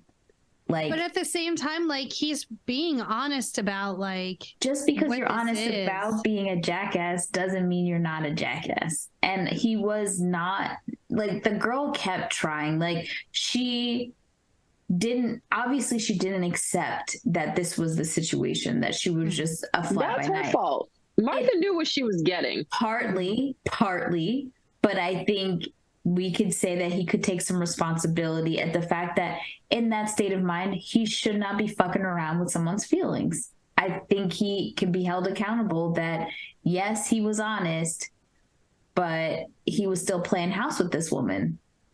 I don't know. To me, when I watched it, I just felt like they were trying to really drive home the point of, like, one of the notes that I had made was, like, a woman always knows when a man is not there, right? Like, when a man's heart is somewhere else. And I feel like that's what they were trying to show, because they're laying in bed and she's like, I know, like, I can tell when you're not looking at me. She got it, and she had moments of sadness, and I think a lot of us could relate to one thing I said, like, with Ken and Jackie. I was saying to them, like, Ken and I were talking, and I was like, I guess this is depression love.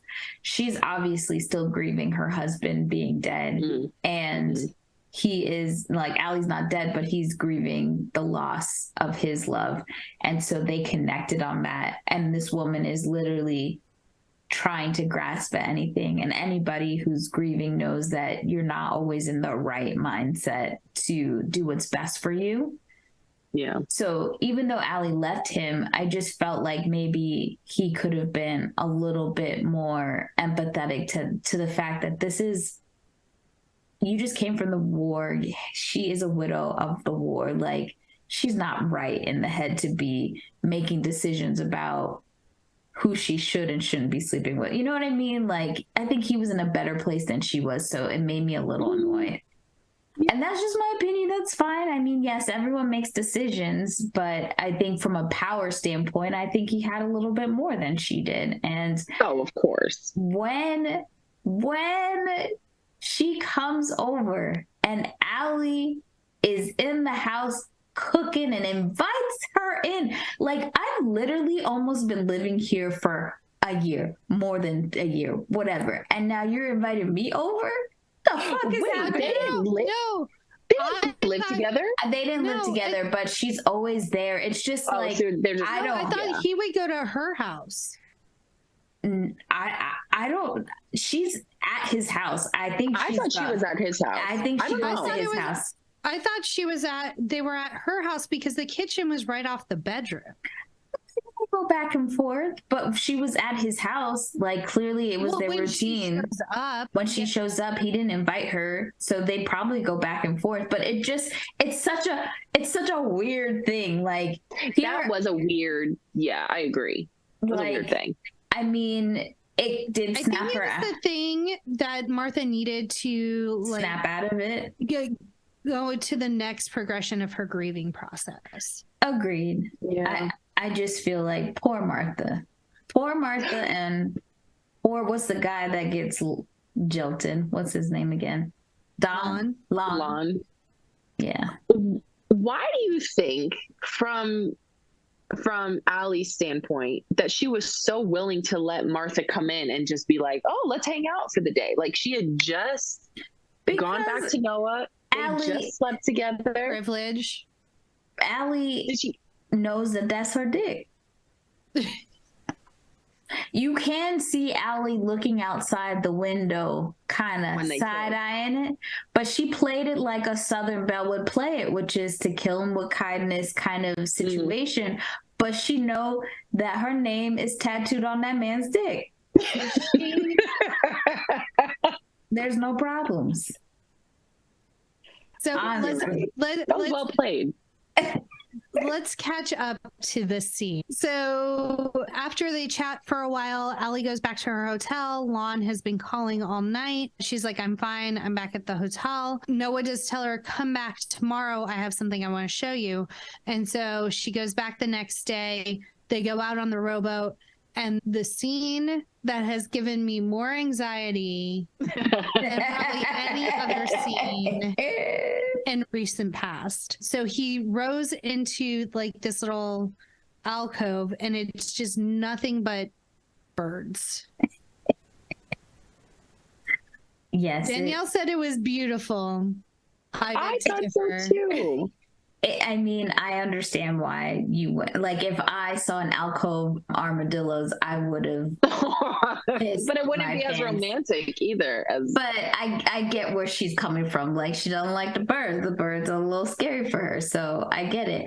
There were so many. There were so many. And so, like, one of the things we mentioned when we were watching the movie was, like, how the hell did they get these birds here? Like, this is a lot of birds.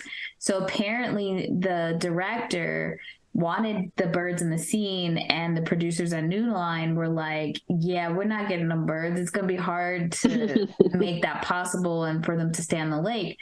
So the director said, I got time today. So him and the production team actually bought hatchlings and raised them beside the lake. So when it came time to film, they would feel comfortable at the lake and they would stay. Could you imagine? Oh, he did have time. He did. Time. Wow. I mean, it added to it. Like, do you think the scene would have been the same had they not had all them damn birds? I mean, I wouldn't have known what I was missing, but yeah, no, it added. That's true. It added to it. It was beautiful. Just the trees, everything was gorgeous. Yeah. And then the thunder rolls. And then the torrential rain. That was awful. Yeah. Ken was like, how did they get the rain to rain so hard? And we're like, it's a rain machine. And he goes, but that's a lot of water for a rain machine. We're like, multiple rain machines? Like his brain could not process. He couldn't process it. The amount of rain in that scene. It was bad. Between the rain and then the sudden laughter, I could have done without that. Yes. Without that whole part. That was like the only scene in the movie where I was like kind of uncomfortable. It was just like I think cringe. The laughter was like them finally breaking, because the two of them had been pretending from the day before like they were fine, you know? And so the rain happening and him just like saying, oh fuck, was kind of them being Allie and Noah again, not these like odd people that they were pretending to be. And the rain helped them say, well, what the fuck? Like, where have you been? Allie's like, nah, man, where were you? And he's like, I've been waiting, bitch. I've been writing. I wrote you every day. God damn it. I never quitted you, bitch. Still not over. It's never over. Whatever this, I don't know the verbiage, but yeah, he's very passionate about, bitch, you mine. Your name's on my dick. I love it. So, yes, they start making out on the dock. That's the run and jump into his arms scene. Yep. That gets everyone all fired up. And he's wearing a white shirt, just like Mr. Darcy in Pride and Prejudice, getting all wet. It's my thing. I like it. It's my soft porn. They go up to the bedroom. They bone. She realizes what she's been missing. So I have a question. Did she have sex with Lon? Okay. But Lon, how do you know? I believe they had sex. I mean, I do too, but I just believe that it wasn't what he wasn't throwing what Noah was throwing down. And I believe her name is on Lon's dick as well, but it's just not the same. So now we're caught up. Martha arrives. They have a lovely meal, the three of them, apparently. And Martha does say some really sweet things to Noah, and she's like, I know, like, this is who you've been waiting for type thing. And yeah, she sees the good qualities in Allie. she says she's sensational, is what she describes Allie. Is this a part? Okay, there was a part where maybe it was Allie is wrapped up in that blanket and Danielle proclaims that blanket smells like sex. And it's actually, I don't know if it was her who's wrapped in it or when he was wrapped in it. But like, I do want to go back to the love scene for a second because I said this on an earlier episode, one of our episodes, where I said that in a lot of white movies, when they go to the sex scenes, they're like heaving and like they can't breathe. And it's not really the same in Black movies when they have love scenes. But I very much appreciated that they slowed it down and really made it slow love making, and they weren't out of fucking breath trying to, like, nothing kills me more than you're just sliding it in. No, you didn't tweak and turn a few things to get it revved up. Like, I just feel the pain of that every time I watch a movie. So I like that Noah took his time and really did some foreplay. Maybe that's what it is. I appreciate a little foreplay. And I don't like certain sounds, so heavy breathing's not for me either. So A+ on the sex scenes in this movie. We need to redo, like, yeah, like they have the movie poster and then like the ratings or critics reviews, and Danielle just like A+ on the sex scene. A+ on the foreplay. Allie wakes up the next morning, so she stays the night. There are flowers on the pillow, and then there's a note to follow the arrows. And the arrows take her to a painting studio that he has built for her. Which we all said that this studio was there way before Allie even came to the house. Yeah. If it's like Field of Dreams, if you build it, they will come. That's what Noah did. 100%. Yeah. She came a lot in this movie. Oh, I like that. And then she decides to take her art outside. And so she's literally just wrapped loosely in a blanket and just painting in the nude on her wraparound. Maybe this is where I said, you know, that blanket smells like sex. There is a knock on the door, and it's Mom, and she's still only in her blanket. Yeah. And Mom's like, Lon's on the way. He's been calling the hotel all night. Couldn't get a hold of you. Like, he knows. And your dad let it slip about Noah, like what's going down in Pound Town. Yeah.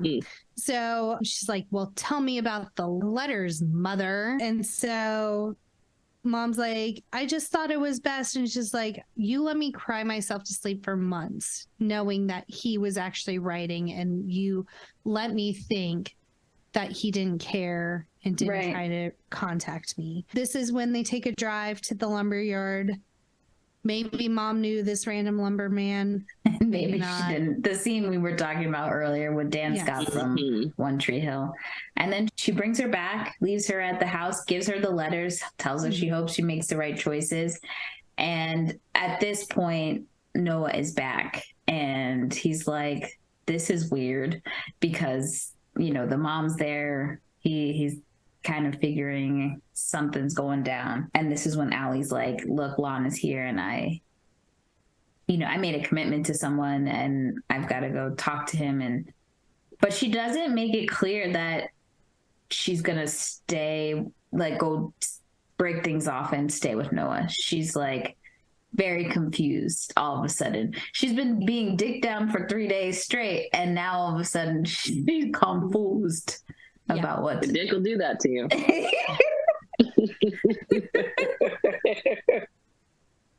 So yes, they get in an argument. Allie leaves to go back to Lon.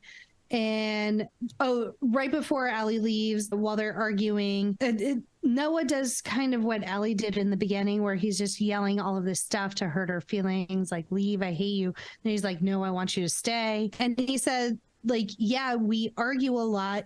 You put me in my place because I'm an arrogant son of a bitch and you're a pain in the ass. And so it's like we balance each other out, essentially. Picture your life for me. Is it with him? And then we get the line, what do you want? Which is improv'd by Ryan Gosling. So well done, sir. Yeah. I would have loved to know what that was supposed to be if that was improv. Yeah. Same. Good. And then she just keeps saying, it's not that simple. I have to go. She's driving down the road with her eyes closed. Never a great plan. And then she opens her eyes and she almost has a head-on collision with a truck. She pulls over to the side, and then we flash back to the present. There's a candlelight dinner set up for 2 for the older Duke and Allie. They're looking out the window. She's looking at the sunset and she's like, I've never seen something so beautiful. And he's looking at her and he says, neither do I. I did think that was a very sweet line. And then as he's telling more of the story, she actually remembers him for a couple of minutes. He says it's never lasted more than 5 minutes when your memory comes back, but it's the old Allie. They start dancing, but then her memory fades again. And then she's very scared, very panicked. The nurses have to come in and sedate her. He's very upset. And we also find out that she actually wrote the story of their love story and gave it to him as her memory was starting to fade. And the note inside says, read this to me and I'll come back to you. I can't. That's the part that gets me every time. Every time. And at the end of this movie, I looked at Jackie and I said, I hope I die first because I can't. Same. Yeah. So then we flash back and she goes to talk to Lon. And Lon's like, really, I have 3 options. I can shoot him, I can kick the crap out of him, or I can leave you. But none of those options get me you. And so he's like, you need to do what's going to make you happy. But we never really quite see her saying, I'm going to be with Noah. But you feel for him because, like, you know that she's going to be with Noah, but he loves her so much. Like, he's not even angry with her. He just wishes it was him. Yeah. Yeah. And then we see Allie's bitch ass roll up to Noah's house with luggage. So you see them embrace, and then you see the older version. Allie has to be sedated, and Noah ends up having another cardiac incident. He has a heart attack, and he has to go to the hospital. One scene that we did miss was that at some point the kids grown kids do come to see them. And this is before we really quite know it's Noah and Allie. So she doesn't recognize her own children, which is so heart-wrenching just seeing that. And so I think they have 3 children and 2 grandchildren. One of the children I think is actually named after, I think Noah, yeah. And the kids are just like, fuck mom, come home. I know they don't mean it like that, but like, I think they've lost one parent, and I feel like they just want to have the other parent while they have him. And unfortunately, it's just like the way he says, like, I can't leave my gal is just, so beautiful. Ride or die to the fucking end, man.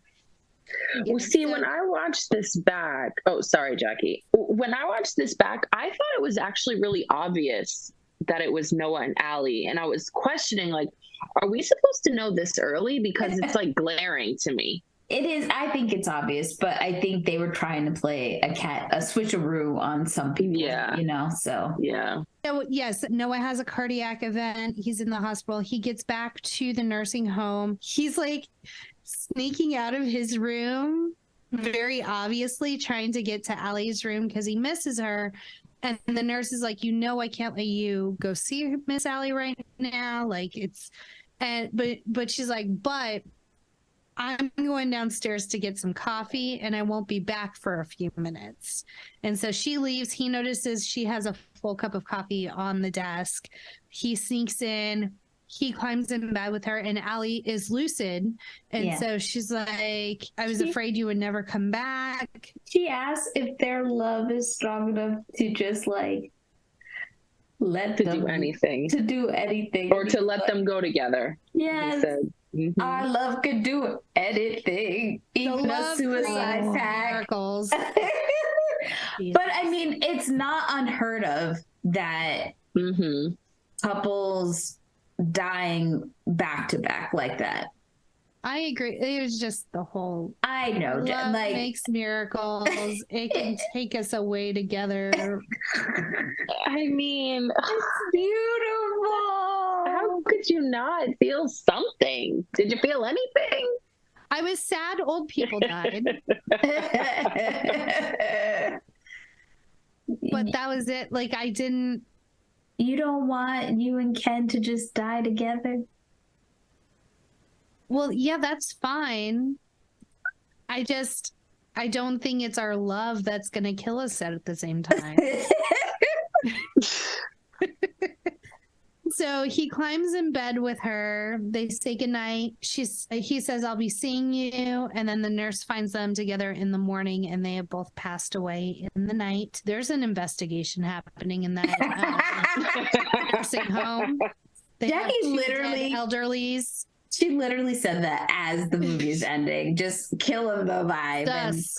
And we're like, we were all crying. I don't know if Ken was crying, but Ken was crying. We were all crying. Oh. I do think it's beautiful that the characters of Noah and Allie are actually based on real life people. They're based on Nicholas Sparks. I think is it his ex-wife's grandparents, and they were actually sick when they got married, so they kind of reenacted their wedding or whatever for them, which is super cute. And then the closing scene is just a flock of birds at sunset. So it's Allie and Noah, I guess, became birds like she wanted. Oh, yeah, you're right. Oh, I didn't even think about it that way. I just thought it was just the birds again. The Notebook. You did it. I did. I wasn't that bad. I could have been a lot worse. Yes, but we want people to continue to listen to this podcast. So yeah, but also, I can't be swayed. Yeah, no, of course. If I have an opinion, it's going to stay that. I'm not easily influenced by others. Yes, very hard-headed is what she just said. Extremely. Ask my mother. So this movie was mostly filmed in location in South Carolina, and the production offices were set up in Charleston on a naval base in North Charleston. Ryan Gosling temporarily moved to Charleston prior to filming, and during those 2 months he rode the river and he made furniture, which you can tell by his physique when he is older. No. Yeah. The one that I thought was interesting was that all of the scenes were filmed reversed. So it's funny because watching it, I was like, they do look different. The younger versions do look different from the older versions. And I was wondering if there was some sort of like, they could do, like where they made them look younger. I mean, obviously he doesn't have facial hair, but he lost 20 pounds, shaved his face, and then they filmed the scenes where they were younger. So that would explain why he does look significantly younger in the beginning scenes. But I thought that was interesting that they filmed them reverse. Yeah, because like he looks so jacked. It's crazy to think that like he looks so muscular, and those are the scenes that they filmed first. Older Noah, and then like he had the fact that he had to lose all that muscle weight was just kind of insane because I don't want to say it's giving Captain America before he gets his juice kind of thing, but there is a contrast between his physique in the beginning and in the end. Yeah. Vitas said that when Rachel McAdams came in and read, it was apparent that she was the one. She and Ryan had great chemistry between them.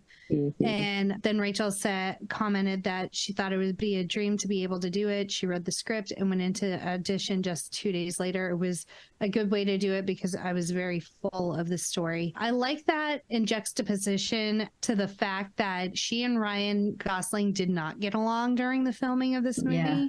And I know Really? hate is very adjacent to love, Yeah. but yeah, they could not stand each other. They tried to get each other off of the film Multiple times. multiple times. What? Yeah, they I was about to ask if they were actually dating off screen because they Yes. have such good chemistry. They dated after the movie, but it was recent that the director came out and talked about that.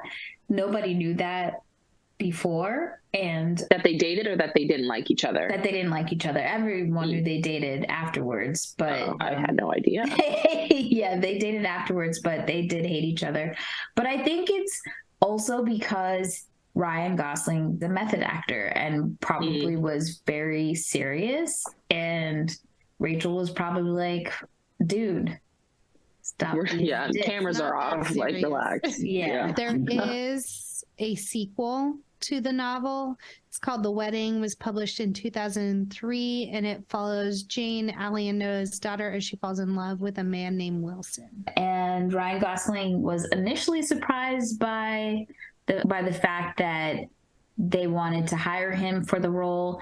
He said, I read the script and I thought, he's crazy. I couldn't be more wrong for this movie. It gave me an opportunity to play a character over a period of time from 1940 to 1946 that was quite profound and formative. And if you think about it, besides Crazy Stupid Love, Ryan Gosling's roles are kind of all over the place, but he doesn't really tap into these like epic romances. Yeah. It was nice to see him in a romantic comedy. Like I think he does well in it. I think the closest thing to this maybe might be La La Land, but he's definitely more gritty dramas that he's in.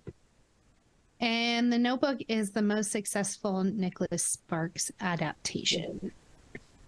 I'm not surprised. It's Yeah. the best one. All right. Before we get into the ratings, don't forget to check out Christina on Instagram. X_Tina with 2 A's, Lynn with 2 N's. And you can check us out at No More Late Fees on Instagram, TikTok, Facebook, Twitter, and YouTube. And now we're going to get into our ratings. Now, Christina, you're an adult now. Now that you rewatched the movie, from would buy it again, 5-day rental, 2-day rental, or same-day rental, what would your rating be? I think my rating's going to stay the same, 5-day rental. Okay. I do revisit this movie once every like 6 months, I would say. So that's why I'm not going to give it. It's not like a movie that I watch that often on repeat, but definitely like 1 to 2 times a year.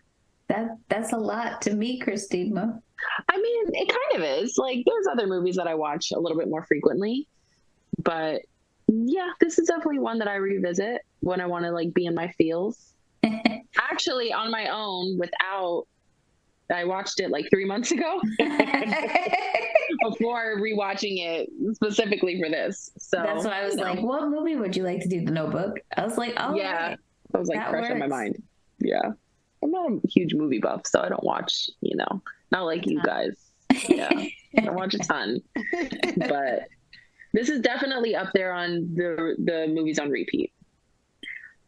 I'm gonna stay with my initial rating, which was would buy it. I thought after rewatching it that I was gonna have like a lot of critiques, and I was surprised. It still held up. It's not bad. I like it. I enjoy it. It's Jackie. a same-day rental for Trash. me. Yeah, no thanks. Okay, I have to ask you though, what romantic movies move you?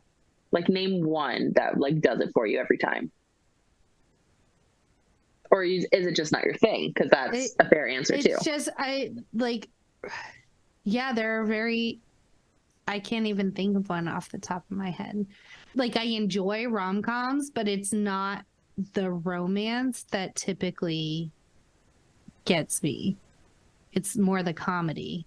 So yeah, I can't even think. Okay, so then it makes sense to why this was not your jam. Yeah. Because this is like romantic. There's like no comedy, I would say. Very little comedic relief in here.